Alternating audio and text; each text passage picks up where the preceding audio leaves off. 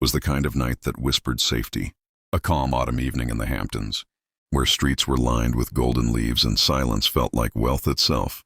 Inside his sprawling mansion, worth millions, Robert Theodore Ammon, known simply as Ted, was at home. The alarms were off, the lights dim, the air calm. Nothing suggested danger. But appearances can lie, and by the time the sun rose, everything inside that house had changed forever. To understand how Ted Ammon ended up in a home filled with secrets, you have to go back decades to the story of a boy who seemed destined for greatness. Ted was born on August 30th, 1949 in Pittsburgh, Pennsylvania. His father worked as a pension coordinator, steady and practical, while his mother was sharp, ambitious and demanding. She pushed her children to rise above ordinary lives, and Ted absorbed every ounce of that expectation. He was brilliant, even as a child. When his sister practiced piano, Ted would sit and, without training, play back melodies by ear. In school, he excelled in every subject, every sport, every challenge. He wasn't just talented, he was relentless. By the time he reached Bucknell University, he carried himself like someone already rehearsing for success. He studied architecture, then economics, and rose to the top of his class. He was a varsity athlete, a fraternity leader, and eventually student body president. Confidence poured out of him. To friends, it seemed inevitable that Ted Ammon was going to build an extraordinary life. After graduation, he joined Bank of America, then studied law on his own, astonishing everyone by passing the New York bar exam without ever attending law school. Soon he was on Wall Street, where the air itself seemed charged with money and ambition. At KKR, one of the most powerful private equity firms in the world, Ted made his name on billion-dollar takeovers like the legendary RJR Nabisco deal. His colleagues saw him as brilliant, fast, and utterly fearless. Success brought him wealth, and wealth opened doors to a glittering life. But success also cost him. His first marriage, to Randy Day, collapsed under the weight of long hours and ambition. For Ted, heartbreak became just another obstacle. He threw himself back into work and eventually into new ventures of his own. He launched companies, multiplied his fortune, and earned the kind of reputation that made his name a fixture in New York's most powerful circles. Then came Generosa. Their meeting was chance, almost cinematic, an apology for a missed appointment. Another meeting arranged, and suddenly Ted's life changed. She was younger, artistic, striking, and full of a restless energy that both excited and unsettled him. Within weeks they were living together. She wanted marriage, he hesitated, they split. Months later, fate crossed them again in an art museum. Seeing her with another man jolted him. He proposed, and in 1986 they married. From the outside, it looked perfect, the wealthy financier and the fiery artist. They adopted twins, Greg and Alexa, and built a life between Manhattan penthouses and Hamptons estates. But behind the polished smiles, cracks widened. Generosa was volatile, quick to anger, and consumed by suspicion. She monitored Ted's calls, accused him of affairs, and her jealousy often spilled into public. Ted tried to fix things, suggesting therapy, but she refused. Their arguments grew louder, their resentments deeper, and eventually divorce was inevitable. That's when Daniel Pelosi entered the picture. A contractor with a criminal past, he became Generosa's new companion. Ted despised him immediately. Pelosi flaunted the life Ted had built, driving his cars, living in his properties, spending his money. To Ted, he wasn't just an intruder. He was a threat. And as the divorce battle escalated, with millions on the line, tensions reached a breaking point. In October 2001, the storm finally broke. Ted stayed in his East Hampton mansion for the weekend. By Monday morning, his driver arrived and sensed something was wrong. The house was silent, the air heavy. Upstairs, Ted was found sprawled on his bed. His face was bruised, his body battered. He had been beaten to death. Nothing was stolen. No forced entry. This wasn't a robbery. It was a message. Suspicion fell instantly on Generosa and Pelosi. Generosa stood to gain millions in the divorce. Pelosi had the access, the motive, and the arrogance. Within weeks, he was living openly in Ted's world, spending his fortune as if it were his own. Generosa, already battling breast cancer, married Pelosi on her deathbed in 2003. She died months later, leaving the children behind. But the truth still clawed its way to the surface. Pelosi's boasts, his inconsistencies, and mounting evidence painted a clear picture. In 2004, he was arrested and later convicted for Ted Ammon's murder. Yet even with justice served, the story leaves a haunting question. How does a man who built an empire, who mastered the games of power and wealth, end up destroyed not by strangers, but by the very people closest to him? The investigation into Ted Ammon's death consumed the Hamptons. Detectives pieced together fragments of his final hours, chasing shadows through the wealthiest corners of New York. At first glance, there were no signs of forced entry. Whoever had come into that mansion had walked in as if they belonged. That detail spoke volumes. Attention immediately turned to the people closest to Ted. His estranged wife, Generosa, stood at the top of the list. She had reason enough: anger, jealousy, and above all, money. The divorce had been brutal. Generosa demanded far more than the courts believed fair. She accused Ted of hiding assets, of cheating her out of the life she deserved. But what she wanted wasn't simply money. She wanted control, and she wanted to win. And then there was Daniel Pelosi, the man who had inserted himself into Ted's life like a parasite. Pelosi was everything Ted despised: loud, reckless, manipulative. His past was stained with arrests, theft, and lies. Yet in Generosa's arms, he found a new stage. With Ted out of the picture, Pelosi had access to luxury he had never imagined: expensive cars, high-end clothes, a mansion by the beach. He flaunted it shamelessly, as if Ted's death was nothing more than a door opening to his own fortune. Investigators quickly learned that Pelosi had bragged about Ted's money, about taking over his world. Witnesses came forward, whispering stories of his arrogance. He told friends he would take care of Ted. To the police, these weren't just drunken boasts. They were confessions hiding in plain sight. Meanwhile, Generosa grew colder, more unpredictable. She refused to cooperate with police. She shut Ted's family out of the children's lives. She spoke of her own suffering, her illness, her betrayal, but said little about the father of her children who had been brutally killed. It was as if she had already erased him, replacing his presence with Pelosi's. But time has a way of unraveling secrets. As the investigation pressed on, Generosa's health collapsed. The breast cancer was aggressive, unrelenting, and by 2003, she was fading. In her final months, she made a decision that shocked even those who knew her volatility. From her hospital bed, she married Daniel Pelosi. For Pelosi, it was more than romance. It was strategy. Marriage meant protection, a claim to the fortune, a final seal tying him to the money Ted had left behind. But Generosa's death did not protect him. She passed in November 2003, leaving behind 2 children who had already lost one parent to violence. Her death left Pelosi exposed, standing alone in a spotlight he could no longer control. Investigators closed in. Witnesses strengthened their stories, connecting him to the night of Ted's murder. They spoke of late-night conversations, of confessions wrapped in arrogance, of details only the killer could know. In 2004, police finally arrested him. The trial that followed was a spectacle, drawing crowds and headlines across the country. Prosecutors painted Pelosi as a greedy, violent opportunist, a man who saw in Generosa not love, but a ladder. They described how he had entered Ted's home, beaten him savagely, and left him lifeless, all to secure a future funded by stolen wealth. The defense tried to spin another story, pointing fingers at shadows, suggesting possibilities that never held weight. But the jury saw through it.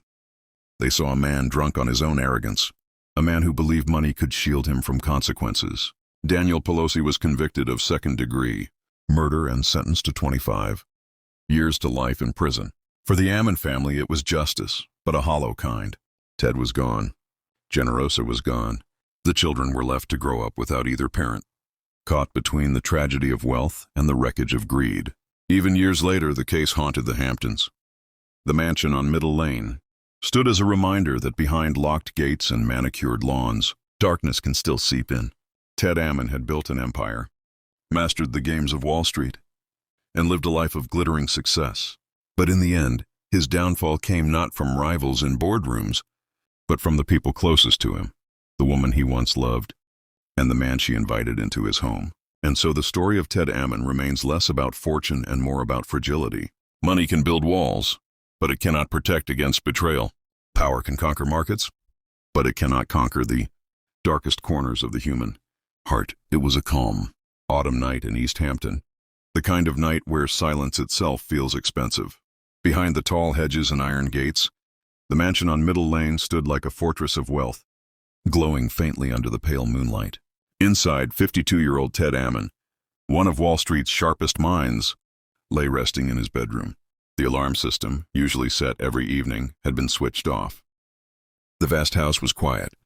Nothing appeared out of place. But before the weekend ended, the very walls of that mansion would bear witness to a crime so brutal it would rip through the Hamptons' illusion of safety and shatter a family forever.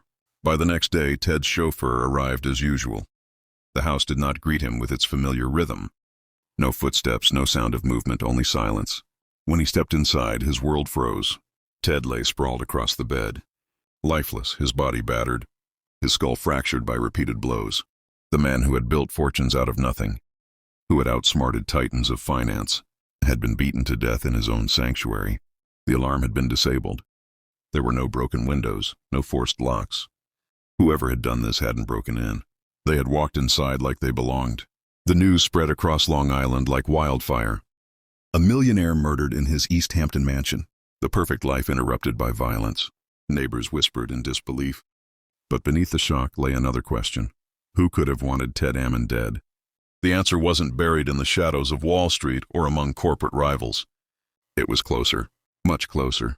To understand how Ted's life ended, you must first understand how it began.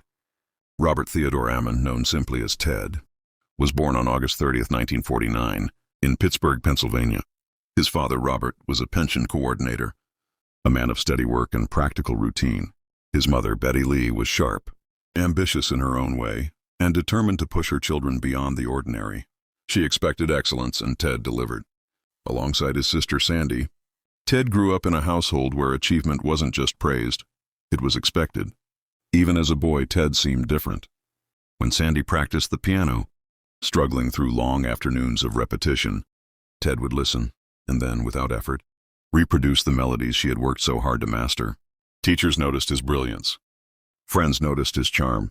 There was a confidence in him that made people listen when he spoke. He wasn't simply intelligent. He was magnetic. As a teenager, his family moved to Aurora, New York, and Ted quickly adapted. He became popular at school, admired by his peers, noticed by girls, and respected by teachers. Yet despite all his gifts, he hadn't yet discovered the path his life would take. He drifted between possibilities, testing his strengths, waiting for something bigger to claim him. In 1967, Ted entered Bucknell University. At first, he thought architecture might be his calling. But soon he shifted to economics, a choice that matched his sharp analytical mind. At Bucknell, Ted's leadership qualities took center stage. He played varsity lacrosse, joined the fraternity Phi Gamma Delta, and rose to become president of the student body. He wasn't just participating. He was leading, commanding respect, preparing for the high-stakes world that awaited him. After graduating in 1971, Ted joined the executive training program at Bank of America. His rise was quick, his reputation sharper than most. Without ever attending law school, he studied independently, passed the New York bar exam on his first attempt, and stunned those around him with his ability to conquer challenges most considered impossible.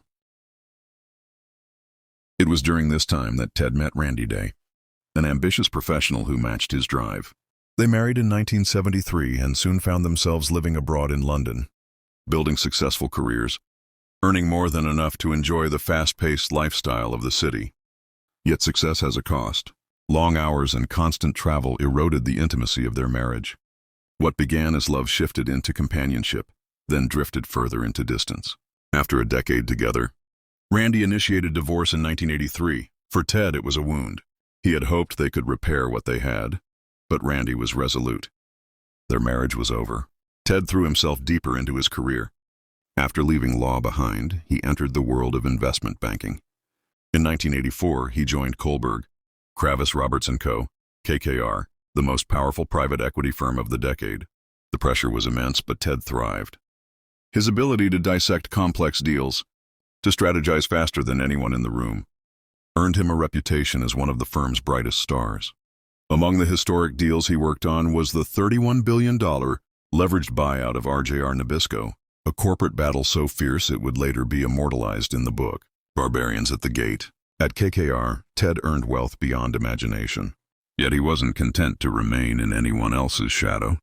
After leaving the firm, he launched his own ventures, including Big Flower Press and Chancery Lane Capital. He was bold, relentless, and unstoppable. And then, in 1984, fate intervened. Ted was searching for an apartment when he missed a viewing. The next day, he called to apologize to the real estate agent. That rescheduled meeting introduced him to a woman who would change everything. Generosa. Generosa was younger, striking, and possessed of a fiery energy that caught Ted immediately. They went for coffee, and within weeks they were inseparable. Within a month, she had moved in. Generosa had a flair for design, a restless ambition, and a complicated past that made her both magnetic and unpredictable. Ted was captivated, yet from the beginning there were fractures. Generosa wanted marriage. Ted, still wounded from his divorce, wasn't ready. After a year, she gave him an ultimatum: marry her or walk away. Ted refused.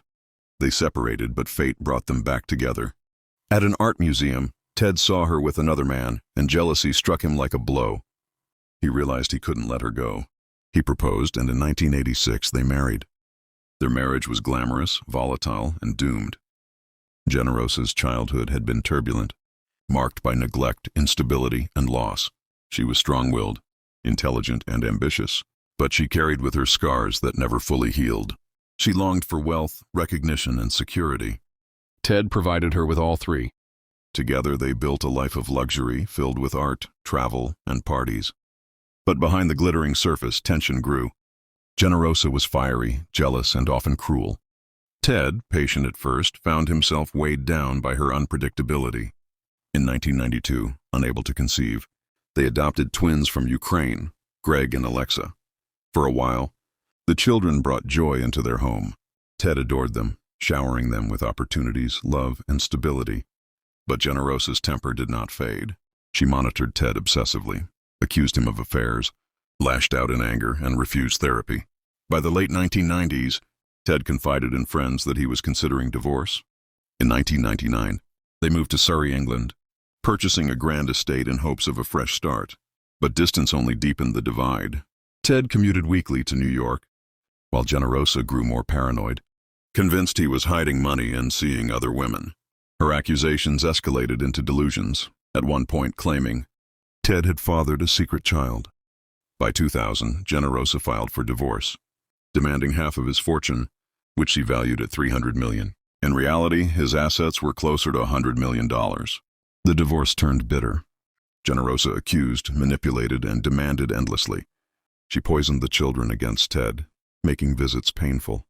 Even as Ted provided properties, child support, and luxuries, it was never enough. Then, during the renovation of a Manhattan townhouse, Generosa met Daniel Pelosi.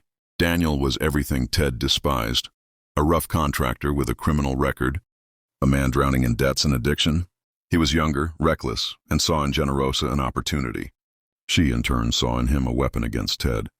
Their affair burned quickly. Ted hated him, fearing for his children, but Generosa flaunted the relationship. Pelosi lived off Ted's fortune, driving Porsches, living in Ted's properties, and playing stepfather to Greg and Alexa. The divorce dragged on, but before it could be finalized, tragedy struck. On October 20, 2001, Ted Ammon was found dead in his East Hampton mansion, naked, bludgeoned. The alarm system turned off. The brutality of the attack pointed to rage, not robbery. Suspicion fell immediately on Generosa and Pelosi. Witnesses came forward. Construction workers claimed Generosa had offered money to have Ted beaten. A friend testified Pelosi had driven to Ted's house that night, returned covered in blood, muttering, "I think he's dead." Others recalled him bragging about the killing. Even Pelosi's own father admitted his son once asked how to dispose of evidence. Yet investigators struggled. There was no physical evidence tying him to the scene. Generosa herself was unraveling. She had been diagnosed with advanced breast cancer. She lashed out, accused Ted of causing her illness, and refused to testify against Pelosi, even when offered immunity. In January 2002, just 3 months after Ted's murder, she married him. But their union was toxic. By 2003, disgusted with his spending, she forced him into a post-nuptial agreement and rewrote her will to leave him almost nothing. In May 2003, Generosa died of cancer. Pelosi, stripped of protection, stood trial in 2004. Prosecutors built their case on testimony, painting him as greedy, violent, and arrogant. He admitted being at the mansion that night, but denied killing Ted. The jury didn't believe him. In January 2005, Daniel Pelosi was convicted of second-degree murder and sentenced to 25 years to life. Ted was gone. Generosa was gone. Pelosi was behind bars. The twins, Greg and Alexa, were left orphans, their lives scarred by betrayal and violence. Custody was given to Ted's sister, Sandra, who raised them with the stability their parents never could provide. Years later, the twins returned to the house on Middle Lane to film a documentary called 59. Middle Lane. They retraced their past, confronted the pain, and tried to make sense of the tragedy that had defined their childhood. Greg became a filmmaker. Alexa chose a quieter life. They remember their father as generous, kind, a man who gave them everything he could. Their memories of their mother are more complicated, a mix of admiration for her brilliance and sorrow for the chaos she brought into their lives. And so the mansion on Middle Lane remains not just a house but a symbol, a reminder that wealth cannot shield you from betrayal, that power cannot protect you from the people closest to you. Ted Ammon mastered the ruthless world of Wall Street, but he could not master the darkness that waited inside his own home. His story is not simply about money or murder. It is about love twisted into jealousy, ambition consumed by greed, and the fragility of trust in a world where even those closest to you may hold the sharpest knife. The mansion still stands on Middle Lane, silent and beautiful on the outside, but haunted by the story that unfolded within its walls. It is a reminder that money cannot buy peace, that power cannot guarantee safety, and that sometimes the greatest danger comes not from strangers, but from the people you let closest to your heart. Ted Ammon's brilliance built an empire, but his trust cost him everything.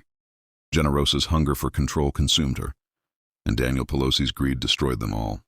What remains are two children, forced to grow up with shadows where their parents once stood. In the end, this is not just the story of a murder. It is the story of love poisoned by jealousy, of ambition twisted into vengeance, and of a family torn apart by choices that could never be undone.